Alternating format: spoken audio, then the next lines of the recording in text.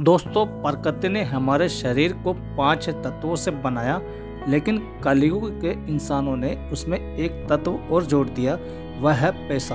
बेशक पैसों से कुछ चीज़ें नहीं खरीदी जा सकती, लेकिन पैसों से बहुत कुछ खरीदा जा सकता है। एक संत प्रवचन दे रहे थे कि पैसों के पीछे मत भागो, यह माया का दलदल है, और इस माया के दलदल में जो फंस गया तो वह पूरी जिंदगी दुखी रहता है। और वहाँ बैठे सभी लोग इसी बात पर तालियां बजा रहे थे।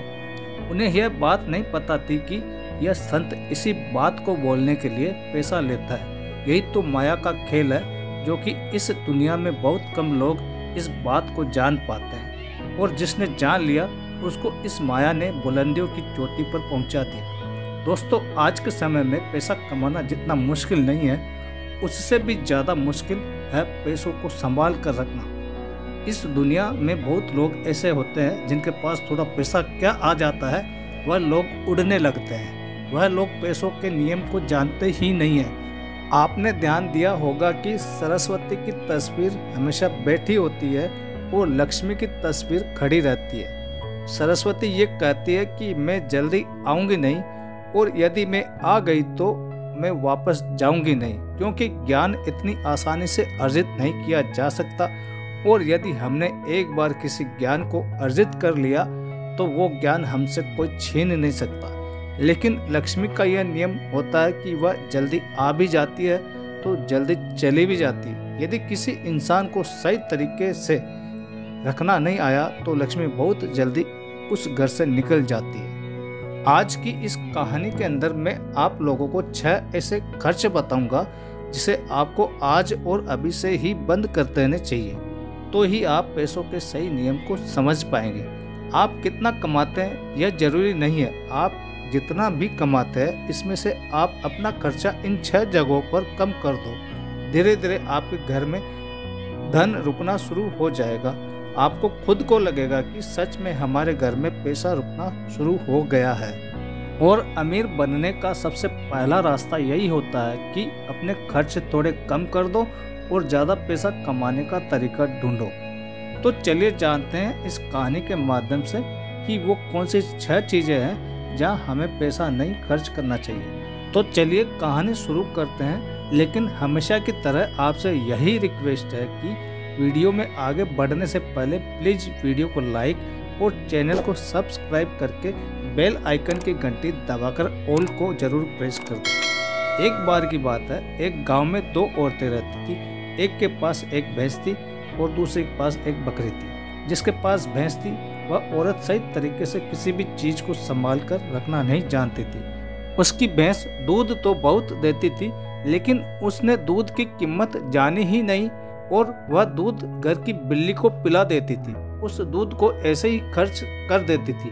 दूध को सही तरीके से उपयोग में कैसे लिया जाता है वह औरत जानती ही नहीं थी। और जिसके पास बकरी थी वह दूध की कीमत जानती थी, और वह दूध की एक एक बूंद को बचाकर रखती थी, और उससे दही जमाकर घी निकाल लेती थी, और धीरे धीरे वह बहुत सारा घी इकट्ठा कर लेती थी। अब जिसके पास भैंस थी उसने दूध की अहमियत कभी जानी नहीं थी। उसने कभी भी दूध से घी निकालने के बारे में सोचा नहीं था। फिर एक दिन उसके घर में कुछ मेहमान आते हैं, और मेहमानों को तो रूखी रोटी खिलाई नहीं जा सकती है, यह तो आप सभी जानते हैं। तो इसलिए वो औरत उस औरत के पास जाती है जिसके पास बकरी थी। उस औरत के पास से 1 पाव घी ले आती है। वह औरत ये कहकर घी लाती है कि मैं जल्द ही अपनी भैंस का दूध निकालकर घी निकालूंगी, तो मैं तुम्हें तुम्हारा घी वापस कर दूंगी। और बकरी रखने वाली औरत उसको 1 पाव घी उधार के तौर पर दे देती है। फिर वह औरत अपने मेहमानों को खाना खिला देती है। उसके बाद बहुत दिन निकल जाते हैं, लेकिन वह भैंस रखने वाली औरत उसको घी वापस नहीं करती है। तो एक दिन फिर बकरी रखने वाली औरत भैंस रखने वाली औरत के पास जाती है और कहती है कि मैंने तुम्हें 1 पाव घी दिया था, तो वह घी मैं वापस लेने आई हूँ। यह सुनकर वह औरत कहती है, कौन सा घी? तू भला मुझे घी कैसे दे सकती है? मेरे पास तो भैंस है और तेरे पास तो बकरी है, और भला मैं तुझसे घी उधार क्यों मांगूंगी? मेरे पास तो इतनी बड़ी भैंस है और उसका तो बहुत ज़्यादा दूध होता है, मैं तो खुद उससे घी निकाल लूँगी, मैं भला तुझसे घी क्यों उधार लूँगी। यह कहकर वह देने से मना कर देती है और फिर बकरी रखने वाली औरत वापस आ जाती है, क्योंकि उसको यह पता था कि कोई भी अब मेरी बात पर विश्वास नहीं करेगा, क्योंकि उसके पास तो भैंस है। लेकिन फिर भी उसने कई लोगों को बताया, पर इस बात को कोई मानने को तैयार ही नहीं था। सबका जवाब एक सा था कि भला भैंस रखने वाला इंसान बकरी रखने वाले से घी उधार क्यों लेगा। यह बात कोई भी मानने को तैयार नहीं था। उसी गांव के बाहर एक गुरु रहते थे और फिर वह बकरी रखने वाली औरत उस गुरु के पास जाती है और उन्हें अपनी सारी बात बता देती है। उसके बाद उस गुरु ने भैंस रखने वाली औरत को बुलवा भेजा और फिर वह औरत भी उस गुरु के पास आती है और अपनी बात बताते हुए कहती है कि गुरुदेव, यह झूठ बोल रही है, मेरे पास तो भैंस है और भला मैं इससे घी उधार क्यों लूँगी। अब उस गुरु को इस बात का फैसला करना था कि क्या सच में भैंस रखने वाली औरत बकरी रखने वाली औरत से घी उधार लिया है या नहीं, क्योंकि बकरी का दूध तो बहुत कम होता है और भैंस का बहुत ज़्यादा होता है। तो क्या ज़रूरत पड़ गई कि एक भैंस वाली को बकरी वाली से घी उधार लेना पड़ा। अब गुरु बहुत देर तक सोचते हैं और उसके बाद दोनों औरतों को अपने पास बुलाकर एक एक लोटा पानी देते हुए कहते हैं कि यह पानी लेकर जाओ और दोनों ही अच्छे से हाथ पैर धोकर आओ। एक लोटा पानी देखकर भैंस रखने वाली औरत कहती है कि गुरुदेव, सिर्फ एक लोटा पानी से हाथ पैर कैसे धो पाऊंगी। लेकिन बकरी रखने वाली औरत उस लोटे को लेकर चली जाती है और वह अच्छे से अपने हाथ पैर मुंह धोती है और उसके बाद भी वह लोटे के अंदर थोड़ा सा पानी बचा भी लाती है और वापस गुरु के पास आ जाती है। लेकिन वह भैंस रखने वाली औरत वो लोटा लेकर जाती है और उसने तो सिर्फ अपना मुंह धोया और उस लोटे को खाली करके वापस ले आती है। जैसे ही वापस लाकर दोनों लोटे रखे जाते हैं, तभी वह गुरु कहते हैं कि भैंस रखने वाली औरत ने बकरी रखने वाली औरत से घी उधार लिया था और उसे घी वापस करना चाहिए। अब जो गांव के लोग पास में बैठे थे उन्होंने कहा, गुरुदेव, इससे कैसे साबित हो सकता है कि भैंस रखने वाली औरत ने बकरी रखने वाली औरत से घी उधार लिया था। उसके बाद वो गुरु कहते हैं कि जरा इन लोटों पर ध्यान दो। इस औरत ने लोटे में इतना पानी बचा भी लिया और हाथ पैर मुंह सब धो लिए। यह होती है किसी भी चीज की अहमियत को समझना। और दूसरी औरत ने सिर्फ मुंह धोने में लोटे का सारा पानी खत्म कर दिया, क्योंकि उसको इस पानी की कीमत नहीं पता थी। और जिस चीज की हमको कोई कदर नहीं होती है, वह भले ही हमारे पास कितने भी हो, वह नष्ट हो ही जाती है, वह खत्म हो ही जाती है। और यदि हमारे पास कोई भी चीज कम है और यदि हम उसको सही तरीके से इस्तेमाल में लेते हैं और उसकी कीमत को जानते हैं, तो जरूर हम उससे फायदा ले सकते हैं। जैसे कि बकरी रखने वाली औरत ने थोड़ा थोड़ा दूध बचाकर उससे मक्खन निकाला और उससे घी बनाया, और भैंस रखने वाली औरत को दूध की कदर नहीं थी, इसलिए इतना दूध होने के बाद भी उसके घर में मेहमानों के लिए घी नहीं था। यह बात सत्य है। उसके बाद भैंस रखने वाली औरत उन गुरु के चरणों में गिर पड़ती है और कहती है, महाराज, मुझे क्षमा कर दीजिए, मैं अभी घर जाकर उसको एक पाव घी वापस कर दूंगी। उसके बाद वो गुरु कहते हैं कि बूंद बूंद से घड़ा भरता है। हमारे पूर्वजों ने ये कहावत यूं ही नहीं बनाई। हमारी छोटी छोटी बचत हमारे भविष्य में एक बड़ा लाभ बनकर हमें मिलती है, और यह बात बहुत ही कम लोग जान पाते हैं। और यही बात हमारे घर में लक्ष्मी पर लागू होती है। यदि हम लक्ष्मी को थोड़ा थोड़ा करके बचाएंगे तो वह लक्ष्मी हमें भविष्य में एक बड़ा लाभ बनकर मिलेगी। तो दोस्तों, कहानी तो आपको समझ में आ गई होगी। तो आइए अब जानते हैं वह 6 खर्चों के बारे में जो हमें आज से ही बंद कर देना चाहिए। सबसे पहला खर्चा है दिखावे का खर्च। आपके पड़ोस में किसी ने बड़ी कार ले ली तो अब आपके मन में जलन होने लगती है कि मुझे भी जल्दी ही कार लेनी है, और यही दिखावे का खर्च आपको पूरी उम्र गरीब बनाकर रखता है। दोस्तों, हम में से ऐसे बहुत से लोग होते हैं जो सिर्फ दिखावे के चक्कर में ही बहुत सा ऐसा सामान उठा लाते हैं, जैसे कि दूसरों के सामने अपना रुतबा बढ़ाने के लिए गाड़ी ले लेना, महंगे जेवर ले लेना, महंगे मोबाइल ले लेना, या फिर ऐसी कोई महंगी चीज़ खरीद लेना जिसकी हमें हमारी ज़िंदगी में कोई ज़रूरत भी नहीं होती। और जब उन्हें कोई समझाता है तो कहते हैं कि हम किसी से कम है क्या। वह लोग यह नहीं समझते कि इससे हमारा सिर्फ नुकसान होता है, ना कि कुछ फायदा।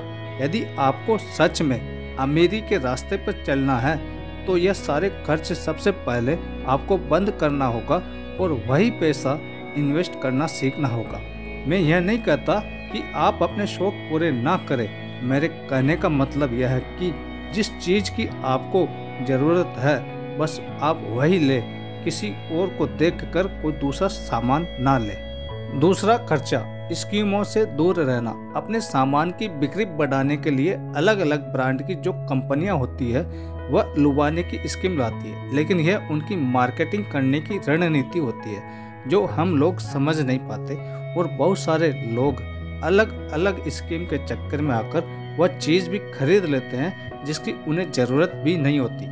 यदि हम मार्केट में जाते हैं और हमें पता चलता है कि 50% डिस्काउंट के अंदर घड़ी मिल रही है, बल्कि हमारे घर में 2-4 घड़ियाँ पड़ी है, लेकिन फिर भी हम उस घड़ी को खरीद लेते हैं। हम लोग यह नहीं समझते कि यह सब मार्केटिंग करने की रणनीति होती है। इससे तो हमें फ़ायदा नहीं होता बल्कि कंपनियों को ही फ़ायदा होता है। इसलिए ऐसे शौक कभी ना पाले, क्योंकि यही गरीब होने का सबसे बड़ा कारण भी होता है। क्योंकि जिस चीज़ की हमें ज़रूरत भी नहीं है और उसी चीज़ में हम लक्ष्मी को खर्च कर देते हैं तो उससे हमारे घर की लक्ष्मी नाराज हो जाती है। तीसरा खर्चा, कर्ज। आज के समय में ज़्यादातर लोग कर्ज लेकर बड़ी बड़ी चीज़ें खरीद लेते हैं, जैसे कि गाड़ी, बंगला, मोबाइल, और फिर उसका पैसा भरते रहते हैं। जैसे कि आजकल हम लोग क्रेडिट कार्ड का इस्तेमाल करते हैं। क्रेडिट कार्ड हमें पैसे खर्च करने के लिए कहता है। जो पैसा हमारे पास है या फिर जो पैसा हमारे पास आने वाला है और उस पैसे को हम खर्च कर देते हैं, तो ज़रा सोचे कि हम अमीर कैसे बन पाएंगे। जो पैसा हमारे पास आया ही नहीं उस पैसे को भी हम खर्च कर देते हैं और हम अमीर बनने के बारे में सोचते हैं, अमीर बनने की वीडियो देखते हैं, लेकिन उन बातों का पालन पूरा नहीं करते। और बहुत लोग तो ऐसे भी होते हैं जो लोन लेकर ज़मीन खरीद लेते हैं और यह सोचते हैं कि जब हमें इसमें फ़ायदा होगा तो हम लोन वापस कर देंगे, लेकिन यह नहीं समझते कि जितना हमें इसमें फ़ायदा होगा उससे ज़्यादा हमें लोन का ब्याज भरना पड़ेगा। तो दोस्तों, ऐसा काम कभी ना करें, कर्ज लेकर कोई भी चीज़ ना खरीदे। चौथा खर्चा, आप अपने पैसों को कैश में रख कर ही खर्च करें। कभी भी मोबाइल फ़ोन के किसी भी ऐप का उपयोग करके पैसा खर्च ना करें। आपको शायद पता नहीं होगा कि आप कोई भी सामान खरीदते हो और फिर फ़ोन से पेमेंट करते हो तो आपको आपके पैसा खर्च होने की ज़्यादा तकलीफ नहीं होती, क्योंकि वह पैसा आपकी जेब से नहीं जा रहा है। लेकिन वहीं पर यदि आप अपने जेब से पैसा निकाल कर खर्च करते हैं तो आपको थोड़ा सा महसूस तो होगा कि यार पैसा खर्च हो रहा है। अगर आपको यकीन ना हो तो आप ऐसा करके देख लेना। मार्केट जाना और फिर किसी भी सामान का पैसा अपने फ़ोन से पे करना, जिससे आपको ज़्यादा महसूस नहीं होगा कि आपका पैसा खर्च हो रहा है। लेकिन जिस दिन आप अपने जेब से पैसा निकाल कर दोगे तो उस दिन आपको ज़रूर लगेगा कि यार पैसा जेब से जा रहा है, ज़्यादा पैसा खर्च हो रहा है। पांचवा खर्चा, आपको ध्यान रखना है, अपनी भावनाओं पर काबू रखना है। अगर आपको कोई चीज़ पसंद आ रही है और आप उसे खरीदना चाहते हैं तो सबसे पहले देख लें कि वाकई क्या इस चीज़ की आपको ज़रूरत है, क्योंकि बहुत से लोग कोई चीज़ पसंद आने पर उसे तुरंत खरीद लेते हैं। कई बार तो ऐसा भी होता है कि कोई स्कीम वाले आते हैं जो हमें लुभाने वाली चीज़ें लेकर आते हैं और हमें वह चीज़ पसंद आ जाती है और हम उसे तुरंत खरीद लेते हैं। तो हमें ऐसी चीज़ों को लेने से बचना चाहिए, बल्कि हमें सिर्फ ऐसी ही चीज़ लेनी चाहिए जिसकी हमें ज़रूरत हो। छठा खर्चा यह है कि कभी भी कोई भी शौक ना पाले। आपको शायद इस बात का पता होगा कि हमारी दुनिया में महंगाई का सबसे बड़ा कारण शौक है। आज के समय में नॉर्मल 10,000 का फ़ोन आ रहा है और वहीं पर 2 लाख का भी फ़ोन आ रहा है। दोनों में फ़र्क इतना है कि किसी को 2 लाख का फ़ोन रखने का शौक है तो किसी को 1 लाख का फ़ोन रखने का शौक है। हाँ, यहाँ पर आदमी की अमीरी दर्शाती है, क्योंकि अमीर आदमी बड़ा फ़ोन रखेगा तो लगेगा कि वह अमीर है। तो यह शौक ही तो हुआ। शौक है तभी तो उसने महंगा फ़ोन रखा है।